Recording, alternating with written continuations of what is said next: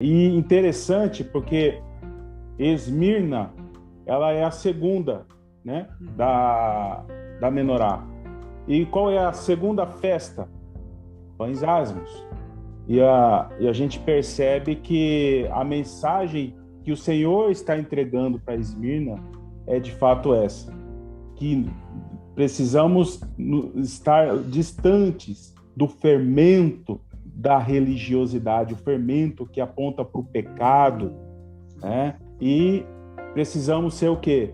Buscando a santidade, buscando características importantes nesses últimos dias, porque ser santo, ser puro, sem qualquer mancha, porque sem santidade ninguém verá o Senhor. E quando a gente percebe essa questão da santidade, nós não conseguimos desassociar com a purificação. E essa purificação das nossas vidas ocorre com as aflições dos nossos dias. A purificação pelo fogo da provação. E lá, quando o Senhor se identifica como o primeiro e o último, lá em Isaías 48:12, no verso 10, ele diz assim: eis que já te purifiquei na fornalha da aflição. Por isso que é importante nós entendermos as fases que cada um de nós estamos passando, porque é necessário nos purificar, é necessário sermos forjados por Deus, principalmente para a batalha dos últimos dias. Daniel 12:10, se me permite ler aqui, 12:10 diz assim, contexto de grande tribulação, diz assim: muitos serão purificados e embranquecidos e provados, mas os ímpios procederão impiamente e nenhum dos ímpios entenderá, mas os sábios entenderão. E aí, Tiago vai escrever assim, Tiago 1, verso 12. Bem-aventurado o varão que sofre a tentação, porque quando for provado, receberá a coroa da vida, a qual o Senhor tem prometido aos que o amam. E o Senhor fala o que para Esmirna? Suportai, porque vocês receberão a coroa da vida. Olha só as conexões. Exatamente. Sabe o que eu achei interessante o irmão trazer aí a questão da segunda posição na menorá? Porque assim, essa colocação com referência aos pães ázimos, que seria a segunda festa, ela cabe muito bem com essa igreja aqui, porque essa é uma das únicas que não recebe advertência de Deus. Ela é uma igreja que realmente está sem fermento. Verdade. A única questão que Deus coloca, né? A única questão que Jesus coloca ali para essa igreja é ser fiel até a morte. Continua no caminho, né? Prossigamos no caminho, possamos prosseguir, porque está tudo certo, entende? Então, como importante é isso, né? Como é importante estar sem o fermento, como é importante estarmos ligados na videira. O irmão Ricardo, ele mencionou que os sábios entenderão. E foi exatamente o texto conectado que eu li no início, de Isaías 44, verso 8, está escrito: não tremam, nem tenham medo, eu não anunciei isto e não predisse isso muito tempo atrás, que vocês serão as minhas testemunhas. Em Amós capítulo 3, verso 7, está escrito: certamente o Senhor, o soberano, não faz coisa alguma sem revelar o seu plano aos seus servos, os profetas. Então, quando chegar esse período, nós vamos conhecer, nós vamos estar tão conectados com Deus que nós vamos estar devidamente preparados, nós não vamos ficar perplexos, nós estaremos devidamente avisados, que foi o que Jesus falou acerca do Espírito, que nos anunciariam as coisas que hão de vir através das Escrituras. Então, somente aqueles que estiverem cheios da palavra é que terão essa lâmpada para os seus pés, luz para os seus caminhos. Glória a Deus. Amém, amém. Vamos então avançar para o versículo 10? Vamos. O que diz lá? não temas as coisas que tens de sofrer. Eis que o diabo está para lançar em prisão alguns dentre vós, para ser dispostos à prova, e tereis tribulação de 10 dias. Ser fiel até a morte, e dar-te-ei a coroa da vida. Exatamente o que o irmão Wagner acabou de trazer para nós. Muito interessante. Verdade. É interessante essa menção dos 10 dias, né? Porque tribulação de 10 dias. E por que 10 dias? Meditando acerca disso, olhando para as festas, e principalmente aí, trombetas, até expiação, tem um período de 10 dias, um intervalo de 10 dias. E esse intervalo de 10 dias chamam de techuvá, que é período de arrependimento, profundo arrependimento. Algo que também está associado com o propósito das trombetas. Trombetas, no início da grande tribulação, vai começar o cumprimento dessa festa de forma plena, usando as duas testemunhas, proclamando arrependimento. E esse período do início da última semana e até o final dessa última semana, que nós entendemos aí que ocorre o arrebatamento, o dia da redenção dos santos, é um intervalo aí de 7 anos que está associado com os 10 dias de intervalo entre trombetas e o dia da expiação. Então, muito interessante. Esses 10 dias mencionados é um convite.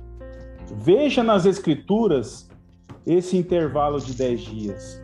Aí nós vamos encontrar nas festas, trombetas, expiação e conhecer a mensagem e os princípios que ali estão nessas festas. Bem interessante. Eu achei interessante também, no início diz, né? Não temas as coisas que hás de sofrer. Eis que o diabo está para lançar alguns de vós em prisão, né? Para ser expostos à prova. Então teremos essa tribulação.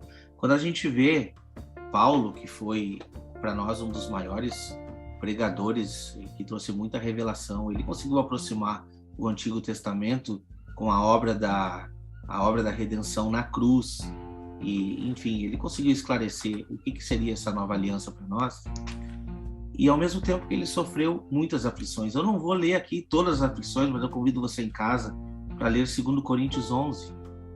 O que esse homem sofreu, né? Mas a promessa que ele deixou, eu consigo ver em Romanos 8, que diz assim, Romanos 8:18, porque para mim tenho por certo que as aflições deste tempo presente não são para comparar com a glória que nos há de ser revelada. E a promessa também, que foi deixada em 2 Coríntios 5, porque sabemos que se a nossa casa terrestre desse tabernáculo se desfizer, temos de Deus um edifício, uma casa não feita por mãos, eterna nos céus. Ser fiel até a morte, dar-te-ei a coroa da vida. E por isso também gememos, né, desejando ser revestido da nossa habitação, que é do céu. Se todavia, estando vestidos e não formos achados nus. Que revelação desse versículo. Qual é a verdadeira vestimenta que o cristão deve ter? Não é externa, é interna. É muito diferente, entende? Porque também nós, os que estamos neste tabernáculo, gememos carregados, não porque queremos ser despidos, mas revestidos para que o mortal seja absorvido pela vida. Amém. Não, Wagner? Ele falou acerca, o Ricardo falou acerca da festa das trombetas. E vamos ler então aqui Levíticos capítulo 23, versos 23 até o verso 27. Olha só a compreensão dos 10 dias. Disse o Senhor a Moisés: diga também aos israelitas: no primeiro dia do 7º mês, vocês terão um dia de descanso, uma reunião sagrada, celebrada com toques de trombetas. Então, as testemunhas, as duas testemunhas, elas tocam trombetas. São 7 em Apocalipse, né? Aí ele fala no verso 25, não realizem trabalho algum. Ou seja, as duas testemunhas vão ficar focadas em tocar trombetas. Não faremos nenhum trabalho secular. Nós vamos simplesmente estar focados nessa missão dos 10 dias. Mas apresentem ao Senhor uma oferta preparada no fogo. Aí no verso 26, disse o Senhor a Moisés, o 10º dia, ou seja, no primeiro dia até o 10º dia, deste 7º mês, é dia da expiação. O apóstolo Paulo, em Efésios capítulo 4, verso 30, está escrito lá, não entristeçam o Espírito Santo de Deus, ou seja, não fiquem fermentados para esse dia da expiação, porque se nós permitirmos sermos contaminados com as coisas deste mundo, que só estão piorando, nós vamos extinguir o espírito da nossa vida.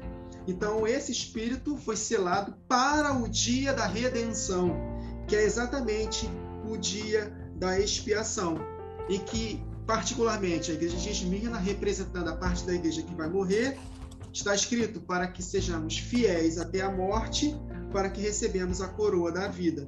Então, vocês serão perseguidos por esses 10 dias das festas das trombetas, em especial na segunda metade em diante, que é a grande tribulação, e vocês, se perseverarem até o fim, no dia da expiação, vocês vão receber a coroa da vida. Né? Apenas para poder somar com o que o irmão Ricardo falou acerca desses 10 dias, que tipifica exatamente a festa das trombetas, em que haverá perseguição para os santos. Amém. Amém. Amém. Interessante, né? Essa questão da aprovação ser tão enfatizada na igreja de Esmirna, e o quanto que essa mensagem sobre aprovação, a necessidade de sermos provados nas aflições, ela não é dita. É uma mensagem pouco anunciada hoje em dia. A mensagem, ela é contrária. Você vai vencer, você não vai acontecer nada com você. Mensagens egocêntricas, mensagens que elevam a alma do homem e não apontam a necessidade de buscar o arrependimento, que é a principal mensagem para os últimos dias.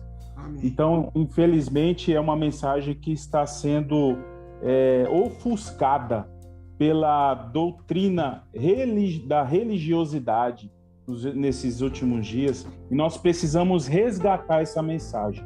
Pedro mesmo, né, ao tratar sobre isso, quando ele já tinha essa revelação acerca da obra do Senhor nos últimos dias, ele vai escrever na sua primeira carta lá, 1 Pedro 1, verso 7, diz assim: para que a prova da vossa fé, muito mais preciosa do que o ouro que perece e é provado pelo fogo, se ache em louvor, em honra e glória na revelação de Jesus Cristo. A revelação de Jesus Cristo nos últimos dias. A revelação de Jesus Cristo na sua volta, no seu retorno para resgatar os seus servos, né? E ele continua isso mais adiante, aqui no capítulo 4, no verso 12, acho que é isso.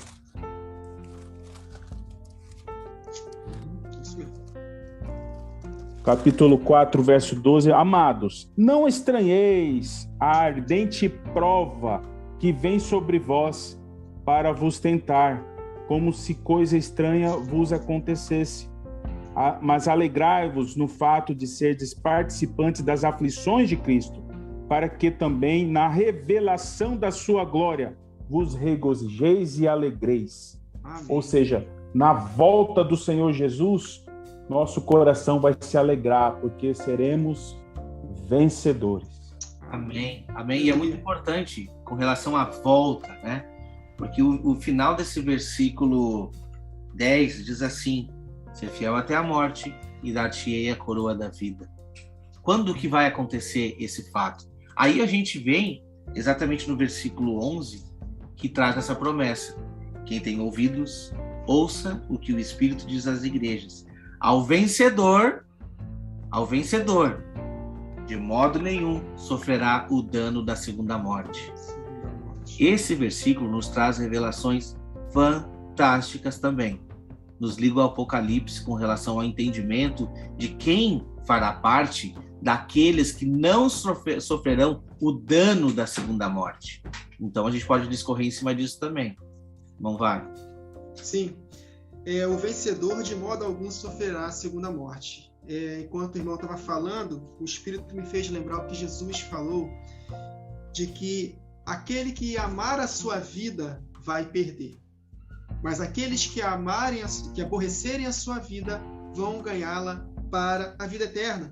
Então, aqueles que, como Esaú, se trocarem o direito de primogenitura por um prato de lentilhas, com medo de perder as coisas do lado de fora. Por isso que essa teologia da prosperidade, agora essa teologia do coaching, essas mensagens de autoajuda que nos faz aspirar em conquistar, é um espírito satânico, sutil, que está na mente de boa parte dos ministros, porque nos faz aspirar para termos as coisas. Mas só que a palavra de Deus, quanto mais se aproxima o tempo do fim, mais ela nos prepara para abrirmos mão de tudo.